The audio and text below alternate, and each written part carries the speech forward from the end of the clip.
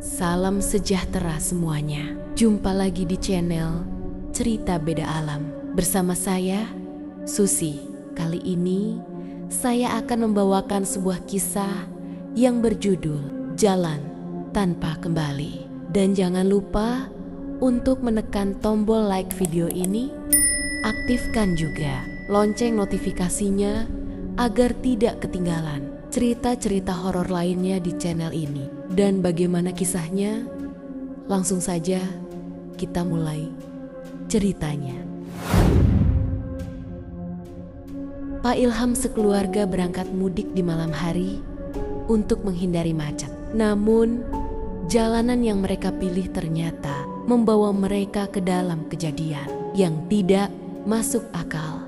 Tony, anak Pak Ilham, mendapat mimpi aneh tentang seorang pria yang memerintahkan mereka untuk mengambil jalan alternatif yang tidak mereka kenal. Namun, apakah itu benar jalan keluar? Saat mengikuti jalan alternatif, mereka menemukan desa misterius yang tidak ada di peta. Seiring perjalanan, jalanan besar menghilang dan kabut mulai turun. Pak Ilham mencoba bertanya kepada seorang pria tua di desa itu. Namun, pria tersebut hanya berbisik, "Jangan berhenti," sebelum menghilang di dalam kabut. Di tengah ketakutan, Ibu Ilham melihat ada panggilan tidak terjawab dari kakek. Namun, sinyal menghilang sebelum ia sempat menghubunginya kembali. Tiba-tiba, Tony melihat seorang wanita berpakaian putih berdiri di tengah jalan. Ia seperti melambai, meminta bantuan. Ketika mereka mencoba melewati jalan sempit, suara takbir menggema di kejauhan. Pak Ilham memutuskan mengikuti suara itu, berharap menemukan jalan keluar. Di dalam mobil, cermin spion mulai menunjukkan bayangan-bayangan aneh. Tony melihat wajahnya sendiri, tapi dengan ekspresi yang berbeda. Saat mereka akhirnya keluar dari kabut, tiba-tiba pagi datang begitu saja. Mereka kembali ke tengah kemacetan, seolah tidak terjadi apa-apa. Setibanya di rumah, Pak Ilham menceritakan semuanya kepada kakek. Ternyata kakek juga mengalami mimpi aneh di malam itu dan berdoa untuk keselamatan mereka. Kisah beralih ke seorang pemuda bernama Rosi yang mengikuti perjalanan ke Parangtritis bersama Karang Taruna. Namun, sesuatu yang mengerikan menantinya.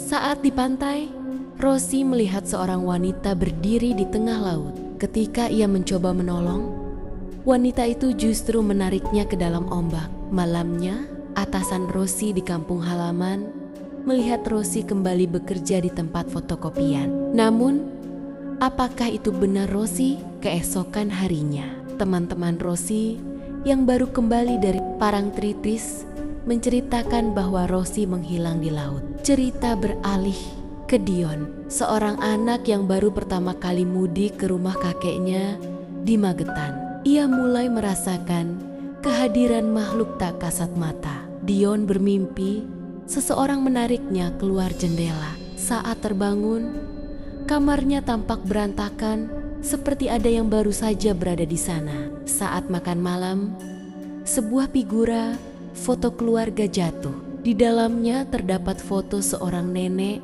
yang tak pernah dikenalnya, tetapi pernah muncul dalam mimpinya.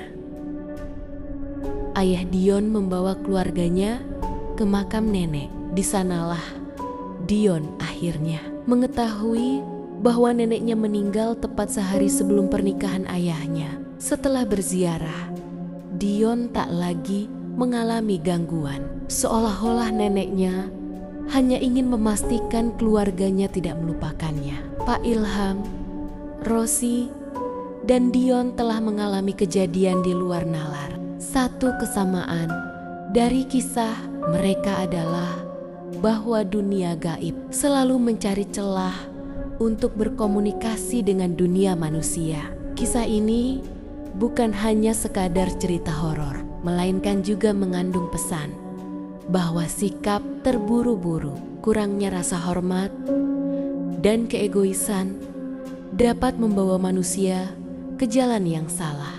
Kadang, doa dan ingatan terhadap leluhur bisa menjadi penyelamat dalam situasi yang tak terduga.